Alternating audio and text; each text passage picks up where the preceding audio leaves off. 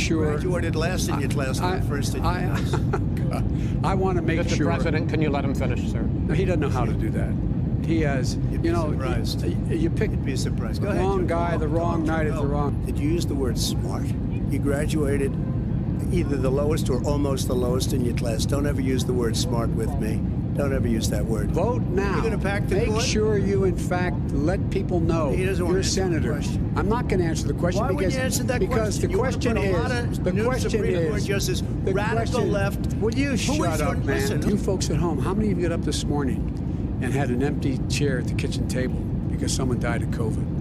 How many of you were in a situation where you lost your mom or dad and you couldn't even speak to them? You had a nurse holding a phone up so you could, in fact, say goodbye. You would have lost far How more many people. people? This is the same man It's who all told set you up. by Easter this would be gone away. By the warm weather, it'd be gone. Miraculous, like a miracle. And by the way, maybe you could inject some bleach in your arm, and that would take care of it. This is the same man. That was said sarcastically, That was and you know that. 8,000 people a day are contracting COVID.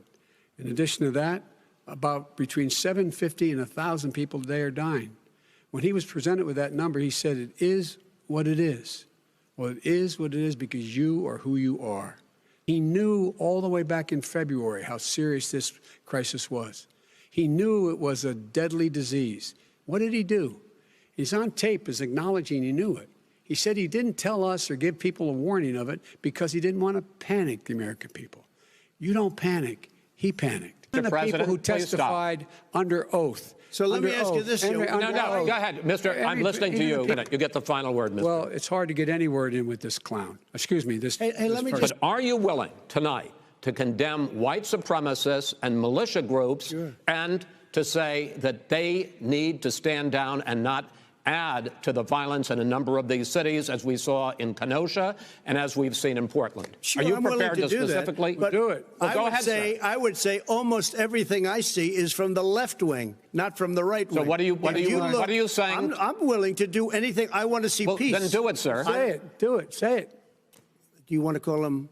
What do you want to call him? Give me a name. Give me a White name. supremacists and Who would white you like me to condemn? White supremacists and right Proud militia. Boys, stand back and stand by. But I'll tell you what. Somebody's got to do something about Antifa and the left, because this is not a right-wing problem. This is a left-wing. This is a left-wing. My son was in Iraq. He spent a year there. He got the Bronze Star. He got the Conspicuous Service Medal. He was not a loser. He was a patriot, and the people left behind there were heroes. Really? And I resent. Are you talking about Hunter? Are you talking about Hunter? I'm talking about my son, Bo Biden. You're talking about. I don't know Bo. I know Hunter. Yeah, Hunter got thrown out of the military.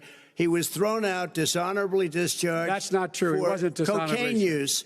And he didn't have a job until you became vice president. And once you became vice president, he made a fortune in Ukraine, in China, in Moscow, that is simply and various not other places. True. He made a fortune. My son. And he didn't have a job. My son, like a lot of people we know at home, had a drug problem. He's overtaken it. He's fixed it. He's worked on it. And I'm proud of him. But why was he given Mr. President, your campaign agreed to both sides would get 2-minute answers uninterrupted. Well, your side agreed to it, and why don't you observe what your campaign agreed to as a ground rule, okay, sir? If he never keeps his word, it's going to create thousands and millions of jobs, good-paying jobs. But let him finish, sir.